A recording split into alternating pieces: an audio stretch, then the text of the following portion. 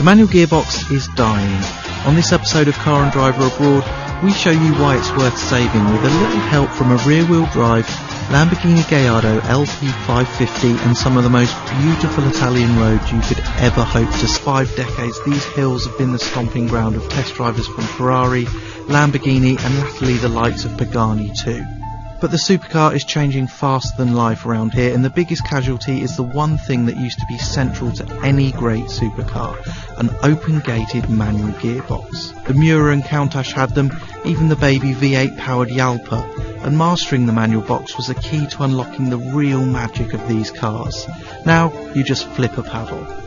Only one Italian supercar still allows you to honour that fine. Gearboxes are brilliant. For example, the one fitted to the Nissan GTR, and they are undisputably quicker across the ground. But cars like this are so fast these days that losing a tenth here or there doesn't feel like a huge sacrifice at all.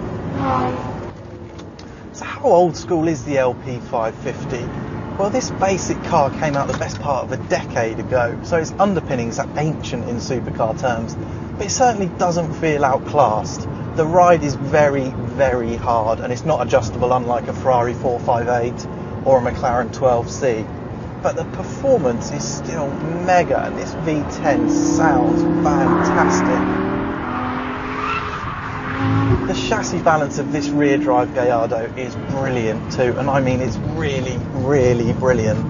Four-wheel drive Gallardos tend to understeer quite a lot, and although this car's got a little bit of push built in, it's really easily overcome.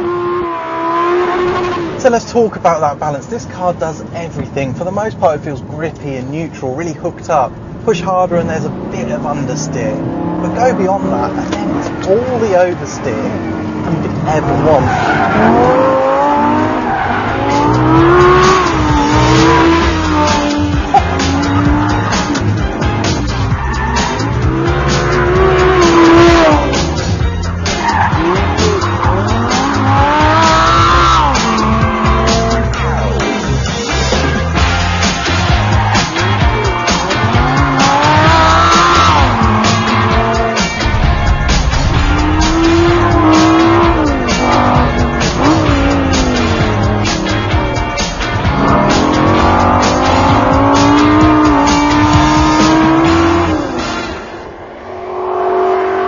Where does this car fit with its rivals? Its natural rivals, I guess, are the Ferrari 458 and the McLaren 12C, although this is quite a lot cheaper. This is the cheapest car Lamborghini build, a manual gearbox, steel brakes, which are lovely, much better than Lambo ceramics, which are often really grabby.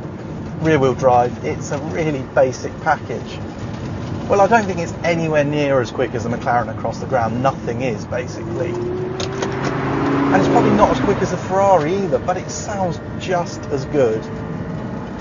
And its chassis is just as adjustable. I'm really surprised. Gallardo's always felt a bit clunky, but this box and rear-wheel drive in combination has totally changed the character of the car.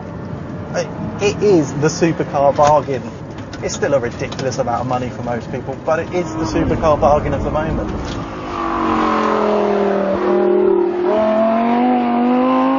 It's late autumn in Italy, and these are the last days of sunshine.